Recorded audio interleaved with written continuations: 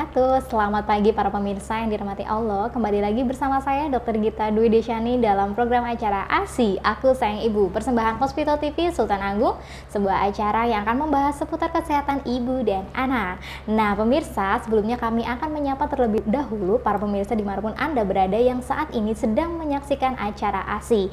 Kami menyapa juga Bapak Ibu, para pengunjung dan juga pasien Rumah Sakit Islam Sultan Agung Semarang. Kami mengucapkan terima kasih atas kepercayaan pelayanan kesehatan kepada Rumah Sakit Islam Sultan Agung Semarang dan juga Banjarbaru, dan juga semoga diberikan kemudahan dalam menjalankan pengobatan di Rumah Sakit Islam Sultan Agung. Baik pemirsa, kasus campak di Indonesia ini meningkat pesat sepanjang tahun 2022. Ada lebih dari 3.000 kasus yang dilaporkan, tepatnya 3.341 infeksi, melonjak 32 kali lipat dari tahun sebelumnya, yakni 200-an kasus loh. Bahkan per tanggal 18 Januari 2023, Biro Komunikasi dan Pelayanan Publik Kemenkes menyatakan sudah ada 53 kejadian luar biasa atau KLB campak di 34 kabupaten dan kota di 12 provinsi. Angka yang cukup signifikan, bukan? Nah, pemirsa, campak ini sangat berbahaya. Jika terjadi komplikasi, maka nanti terparahnya bisa menyebabkan kematian. Tentunya hal ini semakin menjadi perhatian, terlebih karena angka capaian imunisasi menurun saat masa pandemi. Baik pemirsa, langsung saja kita sapa narasumber kita hari ini. Langsung saja kita sapa bersama-sama Dr. Pujiati Abbas, spesialis anak. Assalamualaikum Dr. Puji. Waalaikumsalam warahmatullahi wabarakatuh. Bagaimana kabarnya hari ini dokter? Alhamdulillah baik. Alhamdulillah baik. Dokter kita juga. Alhamdulillah baik juga dokter. Terima kasih karena sudah meluangkan waktunya ya dokter di tengah kesibukan. Nah kemarin tuh saya baru baca berita nih dok. Bukan baca lagi tapi nonton juga ya dok. Kasus campak kok naik lagi gitu ya. Nah kira-kira bagaimana nih dok tanggapan dokter tentang peningkatan kasus campak yang terjadi di Indonesia ini? Tapi kemarin sih beritanya paling banyak di Aceh ya dok ya. Nah itu gimana sih dok tanggapannya? Silakan dok. Ya, jadi kemungkinan adalah karena efek pandemi ya. Nah, campak itu kenapa jadi meningkat? Karena mungkin para orang tua pada masa pandemi itu tidak membawa anaknya untuk imunisasi. Jadi masih takut untuk membawa ke pelayanan kesehatan, ke posyandu, puskesmas, untuk memberikan imunisasi yang lengkap kepada anak-anaknya. Nah, ini meningkat karena mungkin memang karena tidak adanya perlindungan terhadap anak tersebut, terhadap campak. Jadi meningkat kasusnya, terutama di 12 provinsi yang dimana di Banda Aceh itu juga cukup tinggi. Paling banyak ya, paling dokter, banyak ya.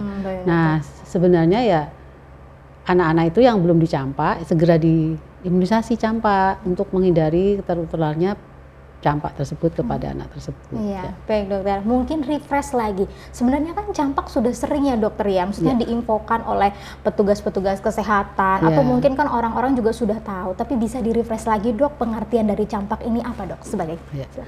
Jadi campak atau istilahnya morbili itu merupakan penyakit infeksi virus ya, infeksi virus akut yang juga sangat serius ya dan sangat menular ya, sangat menular. Nah, penyebabnya adalah dari golongan paramyxovirus dan ditularkan terutama melalui udara, airborne ya.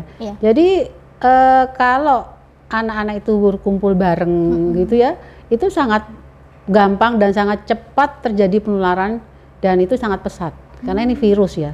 Jadi dengan kontak begitu ya dia akan terinfeksi karena dia sangat infeksius. Nah, oleh karena itu kalau ada anak dengan sudah terkena campak itu sebaiknya anak-anak yang belum diimunisasi campak ya dihindarkan, dihindari untuk kontak langsung dengan penderita campak. Baik dokter, berarti ini memang nular ya dokter ya? Lebih cepat nularnya daripada COVID dok? Iya. Ya kalau yang namanya virus itu ya sama cepet ya virus itu ya. Jadi campak ini atau morbili ini kan juga virus ya, sama dengan COVID-19 itu juga kan juga virus ya. Jadi senggang waktunya kalau pada campak itu juga sebenarnya nggak lama gitu. Nah cuma masalahnya nanti kalau menderita campak kena komplikasi yang macam-macam apa enggak gitu. Itu yang paling diwaspadai sebenarnya. Kalau terkena campak jangan sampai muncul komplikasi. Nah itu yang nanti kita hindari untuk menyebabkan juga kematian pada anak. Jadi artinya kalau tidak diberikan pelayanan kesehatan yang optimal, ya bisa terjadi salah satu penyebab kematian pada anak. Baik dokter. Nah, karena virus ini sangat menular, tentunya memang harus diwaspadai cara penularannya dokter ya. Nah, itu salah satunya tadi lewat udara ya dok. Tapi kalau misalkan perjalanan dari awal mulai kena sampai ke bergejala ini seperti apa dok? Jadi penyebabnya itu adalah tadi kan melalui droplet ya, kontak, melalui saluran nafas, kalau masuk ke dalam tubuh, kemudian virus itu akan bereplikasi ya. Bereplikasi itu memperbanyak diri ya. Sama dengan COVID-19 juga begitu, akan bereplikasi, memperbanyak diri, kemudian dia akan memigrasi ke kelenjar getah bening yang di sekitar di mana virus itu bereplikasi. Kemudian kalau sudah terjadi migrasi dan bereplikasi, dia akan terjadi proses yang namanya viremia primer yang pertama ya. Nah itu mulai ada nggak enak badan ya. Kemudian setelah itu dia akan bermigrasi lagi, virus ini bereplikasi lagi, bertambah banyak lagi virusnya, terutama di sistem reticular endothelial system ya. Nah itu yang harus kita waspadai ya. Nah kalau sudah masuk ke dalam reticular endothelial system, dia akan masuk, virus ini akan beredar ke seluruh tubuh. Nah, tadi yang viremia yang pertama itu dia setelah mengalami replikasi dan viremia, migrasi ke kelenjar getah bening, dia mengalami proses viremia yang pertama, kemudian setelah dia masuk ke dalam reticular endothelial system dan bereplikasi di situ, memperbanyak diri, ya, virusnya tambah banyak, itu kemudian akan masuk ke dalam seluruh tubuh dan dia akan menyebabkan viremia yang sekunder yang kedua. Nah, itulah yang kemudian dia menimbulkan gejala yang memberat gitu ya. Berarti cukup ini ya dokter ya, cukup rumit juga untuk perjalanannya dari awal terhirup sampai masuk ke organ-organ paling dalam. Nah ini kalau misalkan dari gejala-gejalanya ada berapa fase sih dok? Nah, ini? Jadi ketika dia sudah masuk ke dalam tubuh itu dia akan mengalami masa inkubasi. Itu masa inkubasinya sebenarnya 8 sampai 12 hari ya. Tapi ini adalah masa inkubasi ya, bereplikasi terus tapi belum ada gejala nih ya. Belum ada gejala. Nah, pada saat ini dia tadi yang saya sebutkan dia bermigrasi, bereplikasi ke ke seluruh tubuh lewat viremia yang sekunder. Nah, kemudian setelah masa inkubasi ini dia masuk ke fase yang namanya prodromal. Nah, prodromal ini mulai sakit panas tinggi gitu ya. Itu terjadi 2 sampai 4 hari ya. Adanya mata yang merah ya, mata merah terus nyerocos gitu ya. Jadi seperti konjungtivitis ya, konjungtivitis, kemudian pilek, batuk ya. Ini semakin gejalanya semakin memberat ya, semakin memberat ya. Nah, kalau sudah ada konjungtivitis, dia silau dengan sinar lampu atau cahaya gitu, kemudian disertai pilek, batuk, dia masuk ke fase yang berikutnya, fase erupsi namanya. Itu berlangsung 2 sampai 3 hari ya. Mulai muncul rash, makulopapular, kemerahan di seluruh tubuh ya. Mulai dari belakang telinga, sini ya belakang telinga itu ya. Terus ke leher, wajah itu ya, ke muka, ke leher, dada, perut dan punggung, terus langsung ke seluruh tubuh ya. Ini dengan panas yang tinggi. Nah, setelah itu kita lihat ini pada fase erupsi ini bisa terjadi komplikasi macam-macam ya. Itu akan kita bahas nanti. Nah, kalau sudah melewati fase erupsi ini, dia masuk ke fase yang namanya konvalesen. Konvalesen itu dia mulai membaik karena virus itu sifatnya kan self-limited disease. Bisa ya. sembuh sendiri. Sembuh sendiri ya. Seperti sebenarnya COVID itu kalau tidak ada komorbid itu sembuh sendiri ya. Jadi kalau nggak ada yang menyebabkan komorbid yang berat ya, sama dengan campak ini juga virus ya. Nah kalau sudah masuk fase konvalesen itu dia akan membaik ya, membaik dengan menimbulkan gejala yang tadinya ruam kemerahan, ruam makulopapular tadi itu akan berubah jadi hitam, hiperpigmentasi, jadi menghitam ya, hiperpigmentasi dan mengelupas desquamasi gitu ya. Nah, gejalanya akan mulai menurun, membaik gitu ya. Tapi yang harus diwaspadai itu adalah fase erupsi antara prodromal dan erupsi ini yang terjadi komplikasi. Baik dokter, berarti memang awalnya itu justru malah yang pas dia udah muncul ruam-ruam itu ya dokter ya, yang dikhawatirkan ya dokter ya. Tapi perlu sebelumnya harus dikulik lagi ternyata ada riwayat demam nggak sebelumnya, karena ternyata awalnya masuk virus tuh demam dulu ya dokter ya, dengan gejala yang awal. Oke. Nah kalau misalkan gejala klinisnya tuh gimana sih dok kalau untuk campak ini? Ya tadi kan saya jelaskan tuh pada fase prodromal itu atau masa dia kemudian setelah inkubasi, tadi tuh panasnya tinggi ya, biasanya di atas 38 derajat selama 3 hari atau lebih, dan berakhir setelah 4-7 hari. Nah kemudian ini terdapat gejala yang kemudian tadi saya sebutkan, ada batuk, ada pilek, ada mata merah atau berair ya, kemudian ya itu jadi seperti konjungtivitis, ada pilek meler terus ya, batuk yang terus menerus gitu ya. Nah itu gejala awal pada masa prodromalnya tadi ya. Nah sebenarnya ada tanda patognomonis namanya. Ada ini, dok? Patognomonis itu ada ciri khas dari campak. Ciri khas dari campak itu kalau kita temukan ada yang namanya bercak koplik spot ya, atau bercak putih keabu-abuan dengan dasarnya merah dan di daerah bukal bagian dalam ya, jadi dalam pipi bagian dalam. Nah itu kalau kita menemukan adanya bercak putih keabu-abuan dasarnya merah, itu tanda khas daripada campak. Dan itu pada saat dia mulai masuk ke fase erupsi. Jadi akhir dari fase prodromal akan muncul yang namanya koplik spot. Nah itu yang, tapi tidak semua muncul. Jadi tapi itu juga harus apa ya, pernah melihat lah, misalnya kalau dokter atau waktu zaman mahasiswa pernah lihat apa enggak, pernah sekali, itu berarti dia nggak akan lupa itu ya. Karena khas ya dok. Gitu ya. Nah setelah itu masuk ke fase erupsi tadi yang kita sebutkan, itu ruam makulopapuler mulai timbulnya dari belakang telinga ke muka, kemudian leher, ke dada, dan terus sampai ke seluruh tubuh ya. Itu berlangsung selama 3 hari atau lebih. Pada kisaran hari ke-4 sampai hari ke-7 lah ya, daripada demamnya itu. Puncaknya berakhir dalam 5-6 hari. Nah, tadi kalau sudah membaik konvalesen, dia akan kemerahan tadi itu akan berubah menjadi hiperpigmentasi, menghitam dan ada desquamasi. Dokter. Ya, nah dokter, tadi kan kita sudah ada membahas berbagai macam bentuk-bentuk ruamnya tadi ya dokter ya, mulai dari penyebarannya tadi dari telinga sampai ke muka, leher dan seluruh badan. Nah, sebenarnya kalau kita istilah medis itu diagnosa banding atau enggak penyakit yang menyerupai seperti ini tuh apa aja sih dok? Iya. Jadi kan ini adanya erupsi masalahnya ya kan, kemerahan tuh banyak kejadian, misalnya anak habis panas keluar merah-merah, apakah itu juga campak? Jadi itu harus dibedakan sebenarnya. Jadi sering terjadi, ya sering terjadi anak habis panas itu kemudian muncul kemerahan, nanti 1-2 hari hilang. Nah itu, jadi kita harus bisa membedakan sebenarnya ya. Jadi ada beberapa yang kita harus membedakan apakah ini campak atau bukan ya.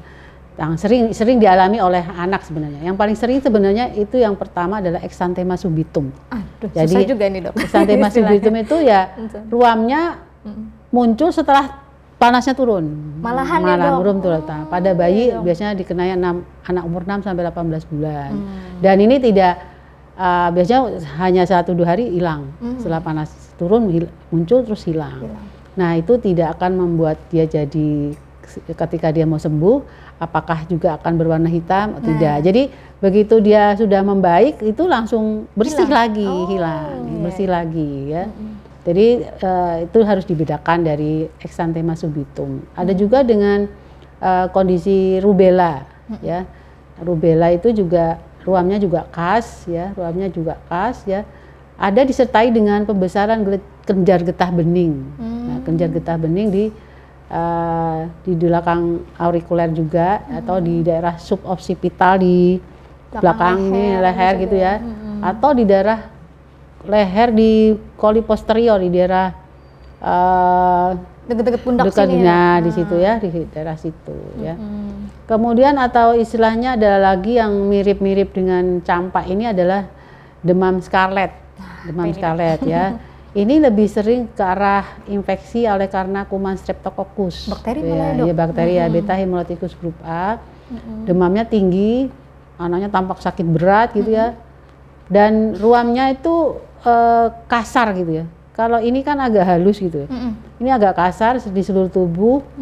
Biasanya didahului di daerah lipatan, misalnya lipatan leher atau ketiak ya, di daerah inguinal. Jadi lipatan inguinal di daerah aksiler ya, di ketiak gitu ya. Itu ruamnya seperti itu. Mulainya di daerah lipatan ya.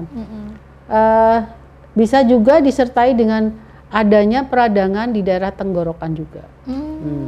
Jadi bisa nyeri menelan, dan biasanya itu juga peradangannya itu sangat hebat.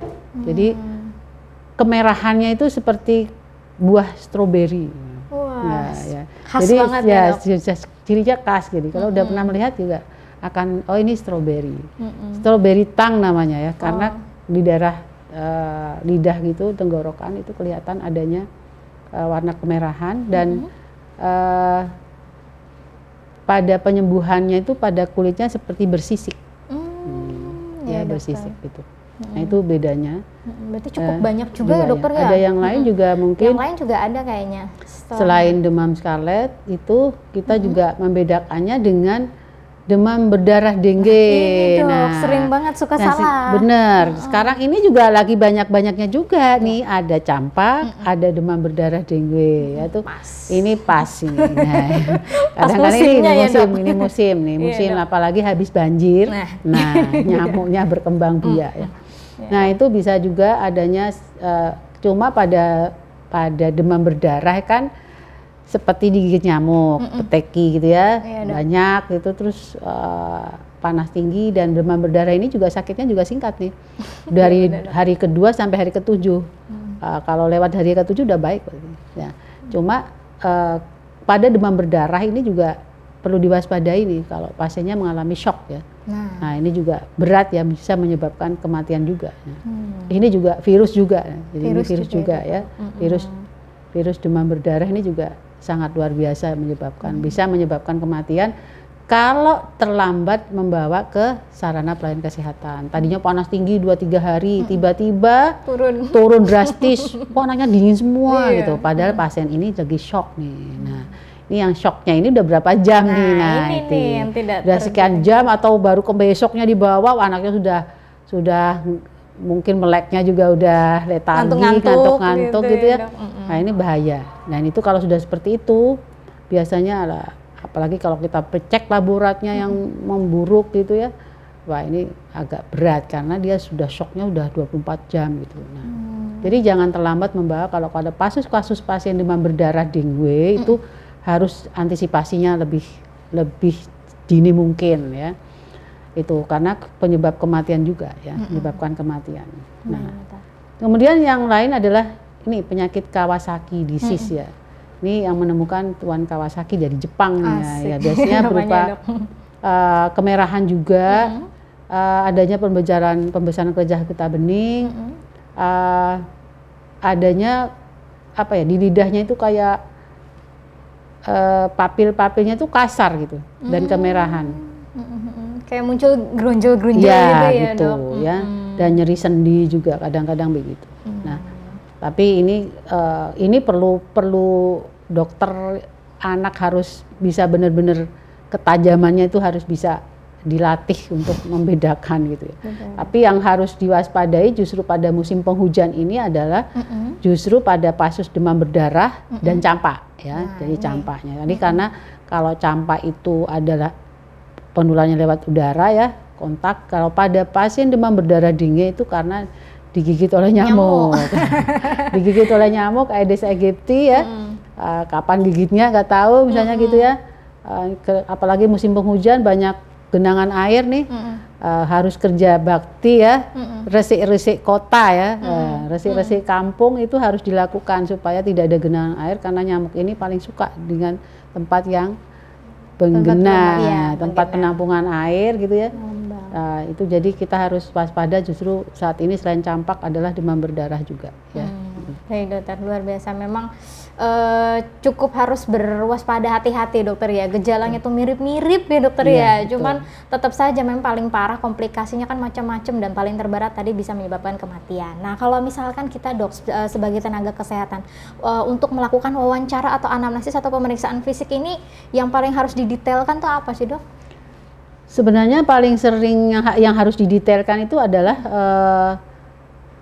anamnesis ya, anamnesis ya. Bertanya nih kapan nih mulai panas. Tapi masalahnya tidak khas juga. Jadi kadang-kadang tiba-tiba ini panasnya nggak turun-turun, tahu-tahu setelah itu baru muncul ruamnya. Jadi memang ada apalagi kalau memang lagi musim ya, musim campak itu kita harus waspada. Salah satunya untuk dipikirkan adalah adanya campak ya, panas tinggi, kemudian adanya infeksi pada hidung, pilek, nyeri menelan, kemudian apalagi ciri khasnya tuh jelas itu, ada disertai dengan konjungtivitis, mata merah, rocos terus gitu ya. Nah anaknya kalau udah segini tampaknya mulai sakit, sakit beratnya tuh artinya nampak mulai kayak sakit yang kemudian dia malas makan minum gitu ya, malas makan minum, tampaknya lemah gitu. Nah kemudian tadi saya sebutkan ciri khasnya ada koplik spot ya, bercak koplit ya pada hari kedua sampai 3 panas. Pada akhir stadium prodromal kataral gitu ya. Nah, kemudian timbul res makulopapuler ya, dari belakang mulai muncul mungkin sedikit, baru berapa jam sudah penuh di muka, tubuh dan semuanya ya. Jadi itu harus diwaspadai. Langsung geradagan aja loh ya dokter ya gejalanya. Nah kalau untuk pemeriksaan laborat atau mungkin penunjang yang biasanya akan dilakukan dokternya apa itu dok? Sebenarnya tidak terlalu khusus gitu ya. Jadi untuk melihat pertama kali itu selalu darah rutin ya. Kita ada darah rutin. Terutama jumlah leukositnya ya, kita mau melihat leukositnya nih normal atau meningkat, apakah atau ada infeksi yang lain, ada sekunder infeksi, tumpangan infeksi selain karena virusnya ini. Jadi harus diwaspadai juga ini ada penyakit lain. Jadi tidak hanya murni karena virus campak. Jadi kita juga harus mewaspadai adanya infeksi bakteri ya. Jadi kita perlu melihat darah tepinya. Darah tepinya ini oleh patologi klinik pasti misalnya curiga ke arah bakterial, pasti di dalam pembacaannya ada tanda-tanda karena infeksi bakterial selain virus misalnya ya. Kemudian pemeriksaan antibodi IgM sebenarnya, tapi ini juga terlalu penting banget, tidak terlalu harus diperiksa sebenarnya ya. Melihat untuk kepentingannya atau untuk pengobatan sebenarnya ya boleh kita periksa IgM pada hari ketiga atau periksa IgG-nya untuk mengetahui apakah ini dulu ini sudah mau membaik atau enggak gitu. Berarti untuk melihat berat ringannya bisa dari laborat ya dokter ya? Betul. Baik, dokter. Salah satunya adalah untuk melihat apakah ini ada tumpangan infeksi lain selain virus gitu ya. Gitu aja. Baik dokter. Nah sekarang ke penanganannya biasanya apa aja nih dok? Nah sebenarnya kan tadi karena panas tinggi ya. Anak panas tinggi, kemudian kadang disertai muntah karena tadi ada infeksinya berupa nasofaringitis ya, anaknya jadi nyeri menelan. Anak itu kan kalau sudah nyeri menelan, rewel dan tidak mau makan minum, terus responnya adalah muntah gitu. Sering muntah, kalau ini muntah terus, yang harus diwaspadai adalah jangan sampai anak itu dehidrasi. Nah kan itu makan minum nggak mau, rewel, nggak mau minum, muntah terus. Ini yang harus diwaspadai. Itu adalah kalau dia sampai dehidrasi ya. Kalau dehidrasi itu ya harus dirawat ya. Karena tidak semua pasien dengan campak itu dirawat. Jadi pasien campak itu dirawat kalau ada hal-hal yang membuat dia jadi misalnya satu tadi dehidrasi, panas yang nggak turun-turun atau disertai dengan kejang. Ya, bisa jadi terjadi kejang, bener.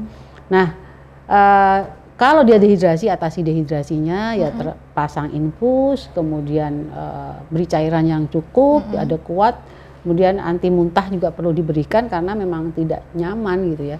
Dan pemberian antipiretiknya juga jangan lupa untuk turunkan panasnya, karena juga badannya jadi nggak enak kan. Anak itu kalau anak itu kena virus itu kan salah satu gejala viral sign itu kan adanya mialgia ya, pegel-pegel ya. Salah satu tanda COVID-19 itu juga pegelnya luar biasa kan gitu. Nah sama pada campak itu juga menyebabkan mialgia yang tidak Nyaman, ya? tidak nyaman, apalagi pada anak itu semakin dia rewel dan tidak mau makan gitu kan. Nah itu kalau udah rewel orang tuanya kan jadi stres tuh. Ya, Nah jadi orang tuanya itu juga harus ditenangkan. Nah, kalau udah stres anaknya muntah, anaknya nggak mau makan gini-gini kan ini harus dirawat kalau pasien sudah muntah, panas tinggi, apalagi disertai kejang. Ya, gitu.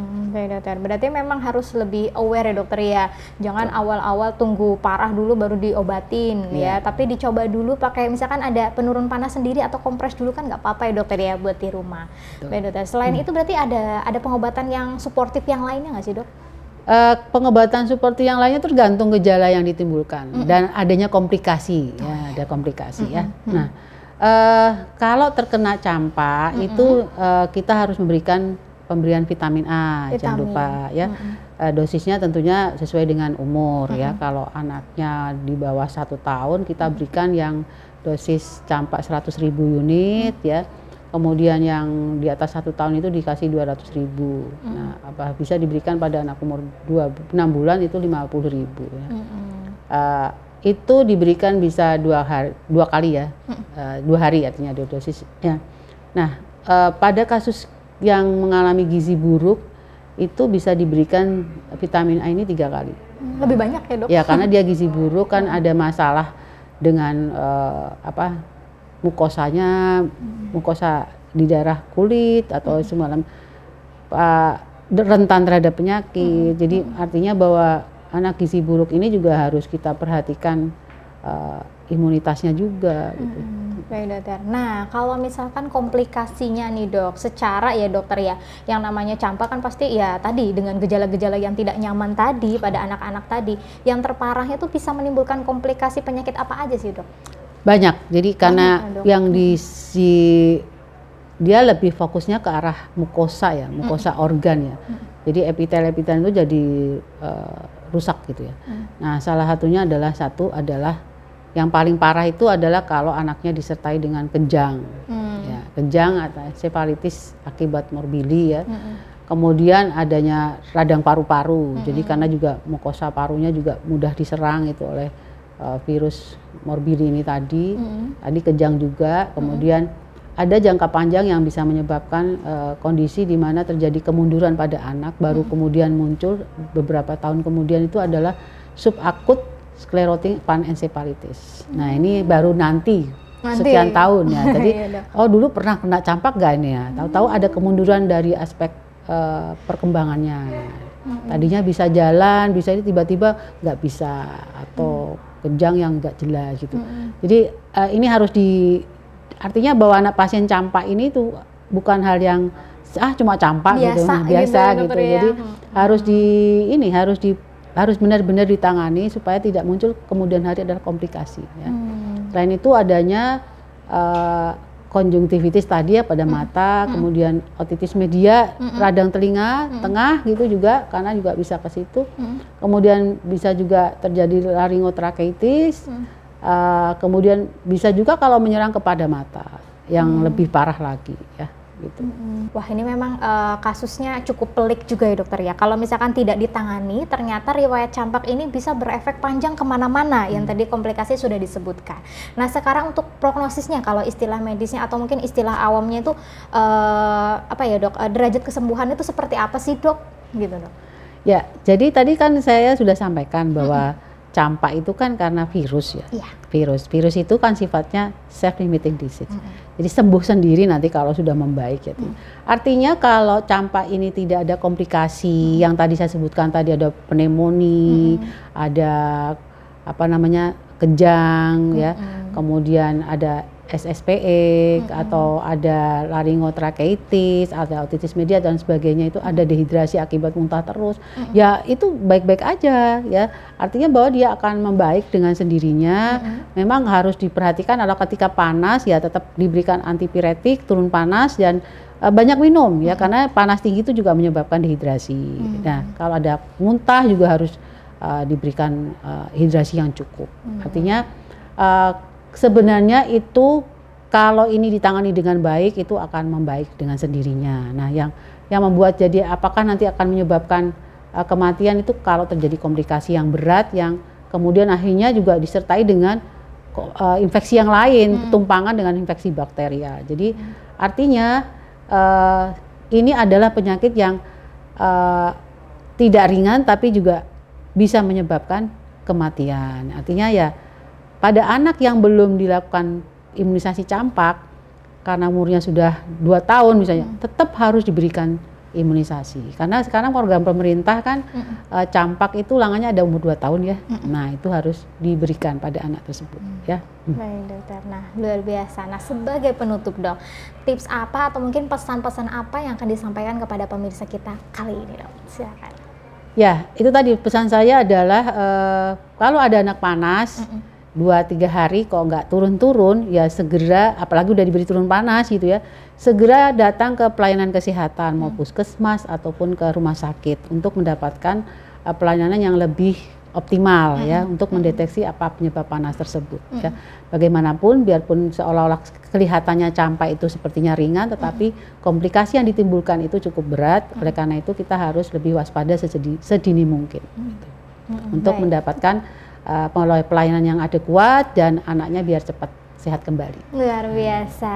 Baik pemirsa, seperti yang sudah disampaikan Dokter Puji ya, bahwasanya memang kita harus lebih aware ya sama gejala-gejala yang sudah disebutkan tadi, antara lain demam. Jadi kalau misalkan sudah dari demam, memang tadi kan diagnosa banding atau mungkin penyakit yang menyerupai itu banyak sekali, tetapi tidak ada salahnya bila kita sudah mulai waspada ketika dari dia demam. Jadi memang kalau ketika nanti dokter melakukan wawancara atau anamnesis, jujurlah ya, jadi harus memberikan informasi sejujur-jujurnya ya, karena di sini dokter tidak melulu bertanya, oh ini demamnya sejak kapan, itu punya tujuan sendiri ya, karena itu tadi gejala semuanya dengan diagnosa banding banyak, sama-sama ada demamnya, sama-sama ada yang menimbulkan ruam, cuman bagaimana ini nanti dokter yang akan menentukan pemeriksaan penunjang atau pemeriksaan-pemeriksaan lain untuk menegakkan diagnosis campak ini. Jadi memang harus aware juga yang namanya imunisasi, kan imunisasi wajib itu harus terpenuhi ya, imunisasi dasar terutama. Baik pemirsa, sampai di sini dulu perjumpaan kita.